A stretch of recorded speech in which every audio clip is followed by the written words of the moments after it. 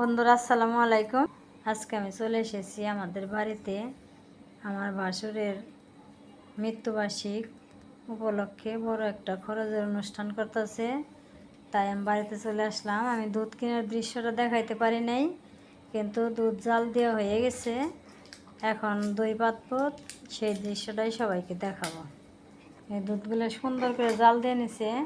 এখন এই জগ ভরে ভরে গরম দুধ নেটের মধ্যে নিয়ে ওইভাবে ছাইকে নিতেছে, যাতে ওই শর্টটা না থাকে। শর্ট থাকলে দইটা সুন্দর হবে না, সেই জন্যে ওই শর্টটা ছাইকে নিতেছে দই পাতার জন্য। কিভাবে দই পাতে আমি সেগুলো সবাইকে দেখাবো। বন্ধুরা, যে মানুষটা আমাদের পাশে 1 বছর আগেও ছিল, এখন সেই মানুষটা আমাদের পাশে আর নাই।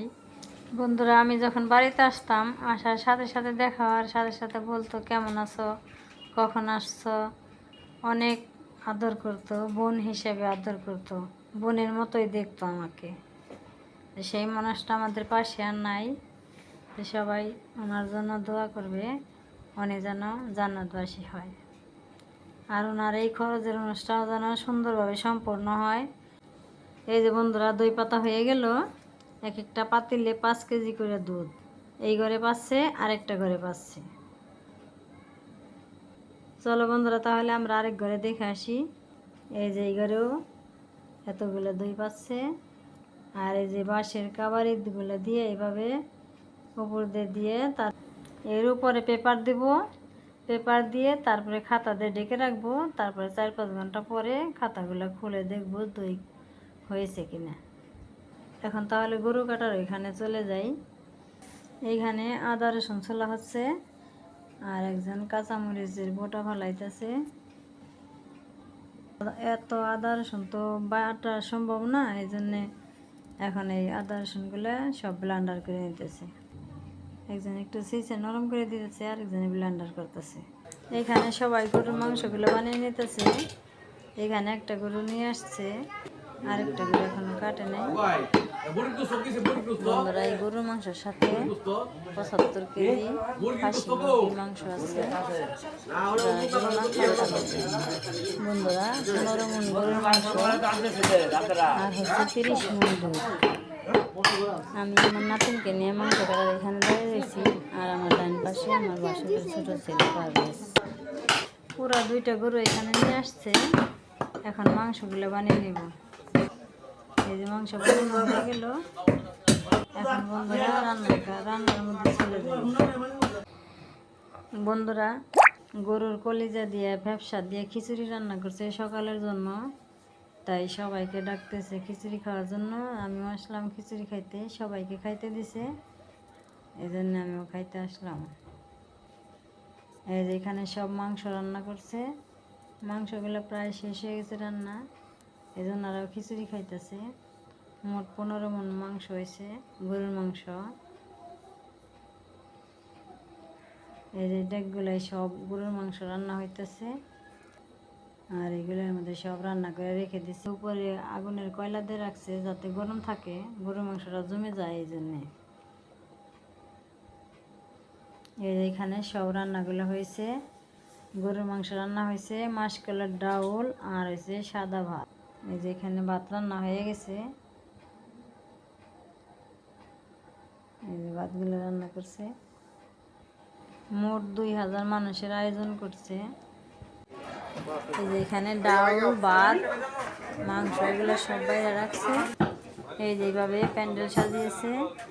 এখন মিলাদ শেষ হয়ে গেল, এখন খাওয়ার পর্ব শুরু হয়ে যাবে।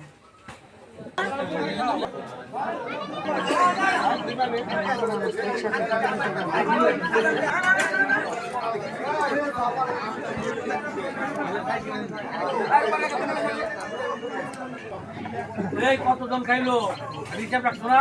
হিসাব আছে আছে। হ্যাঁ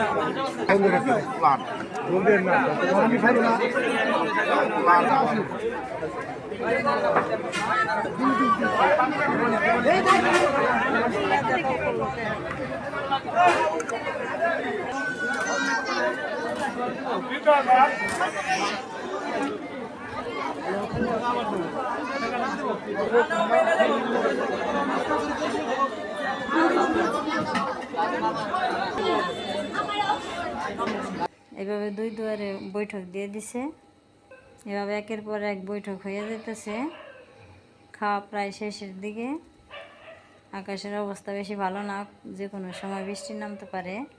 আমি কিছুক্ষণের জন্য কথাটা মিউট করে দিছি, কারণ অনেক সাউন্ড, আমার কথা বেশি বোঝা যায় না সেই কারণে।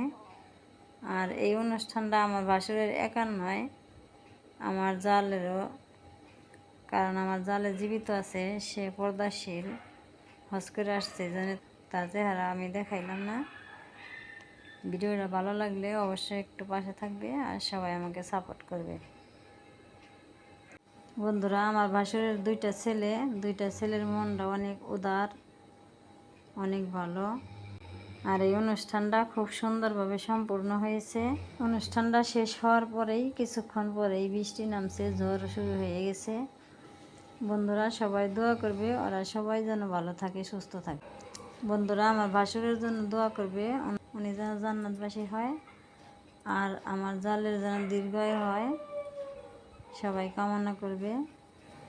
আর আমি যে কথাগুলো বলতেছি, আমি কিন্তু অনেক আবেগ নিয়ে বলতেছি, তবুও বলতেছি। যদি আমার কোনো জায়গায় কোনো ভুল হয়ে থাকে, সবাই ক্ষমার দৃষ্টিতে দেখবে। আর যে মানুষটা আমাকে ছোট বোনের মতো দেখতো, সেই মানুষটা আমাদের পাশে নাই। সবার সুস্বাস্থ্য কামনা করছি। সবাই ভালো থাকবে, সুস্থ থাকবে, সাবধানে থাকবে। তাহলে আজকের ভিডিও এখানেই সমাপ্ত। আল্লাহ হাফেজ।